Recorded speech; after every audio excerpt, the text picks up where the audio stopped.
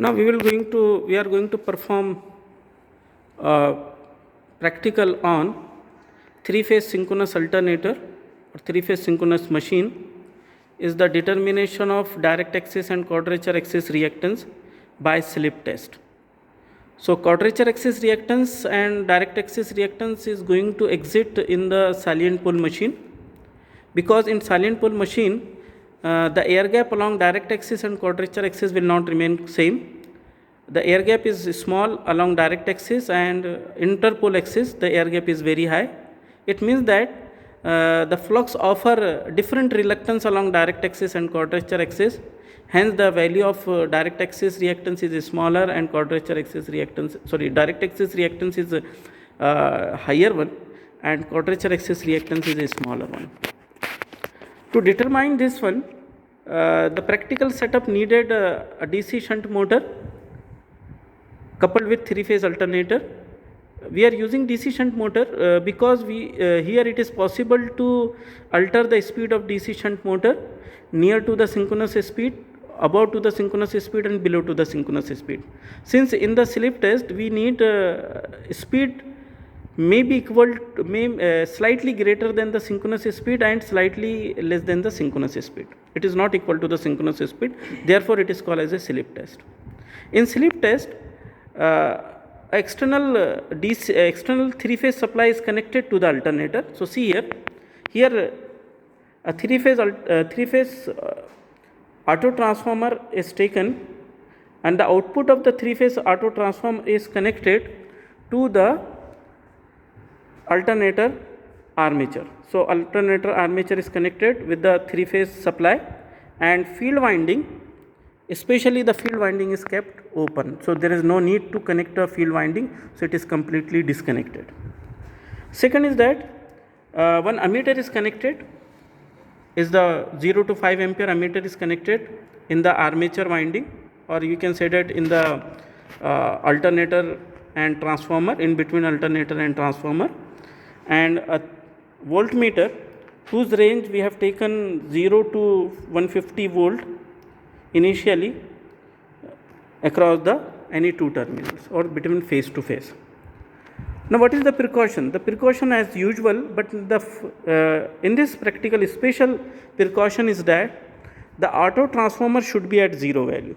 Auto transformer should be at zero value at the time of starting, and even though when we are start the conducting practical, we should ensure that the increase in auto transformer voltage should be in a small range.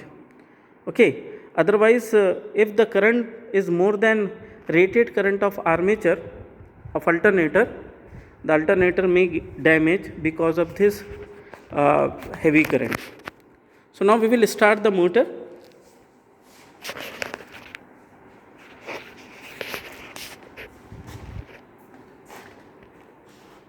So DC supply, ensure that your starter should be at zero position.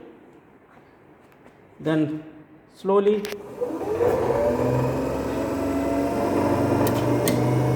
DC motor has started. The speed of DC motor is near to the synchronous speed. Now we will start the three-phase supply.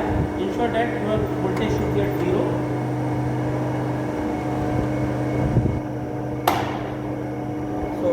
AC voltage. Now when we increase the current, it is observed that at some value, some particular value, there is an oscillation in the ammeter.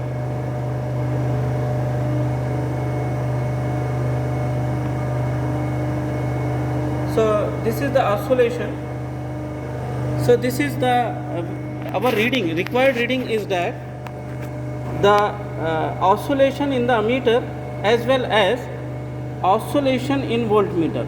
So there is a small oscillation is there, no doubt, but the value of XD, direct axis reactance, is the maximum value of current, that is the maximum swing of ammeter, maximum swing of ammeter divided by minimum swing of voltmeter.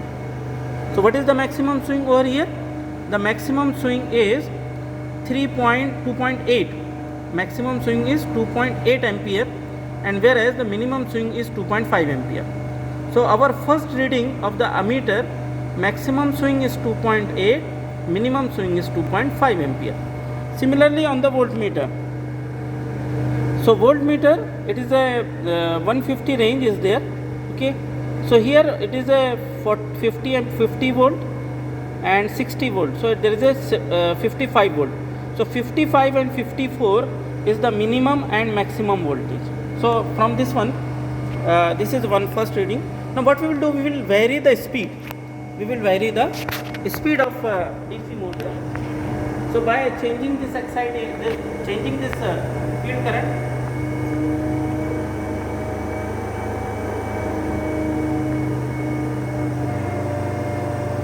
somewhere it will give the more oscillation.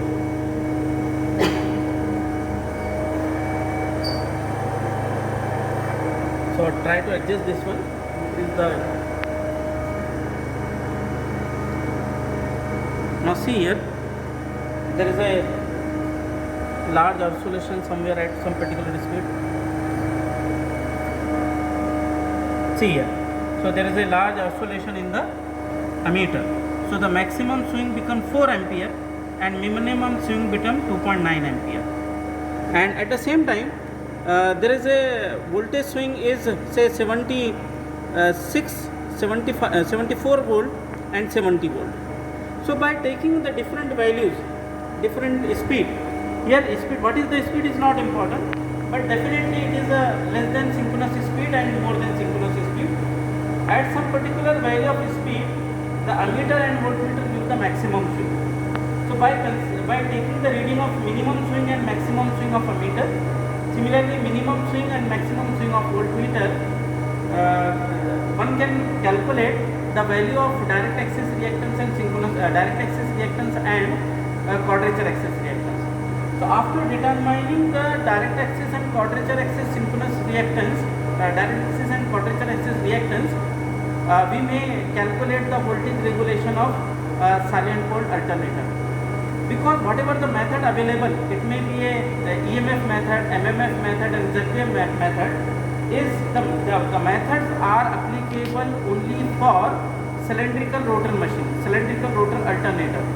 And for silent pole alternator, it is necessary to determine direct axis reactance and synchronous axis reactance. Okay. Now we will try to again take some more reading. So say again here also we will find that, see here, again the oscillation is very high. It is say 3.5 ampere and minimum is 3.5 ampere, maximum is say 4.4 ampere. Similarly voltage variation is 80 volt and 78 volt. So in this way we can perform the practical to determine direct axis reactance and quadrature axis reactance by selector.